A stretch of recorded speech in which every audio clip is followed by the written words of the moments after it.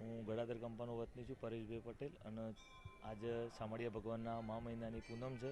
હું દર પૂનમે આવું છું અને બહુ આનંદ અનુભવું છું અહીંયા શામળિયા ભગવાનના દર્શન કરી. અને બહુ માનવ મહેરામણ ઉમટ્યું છે આજે મહા મહિનાની પૂનમ હોવાથી. અને ભગવાનને એવી પ્રાર્થના કે બધાને સુખ અને સંપત્તિ આપે.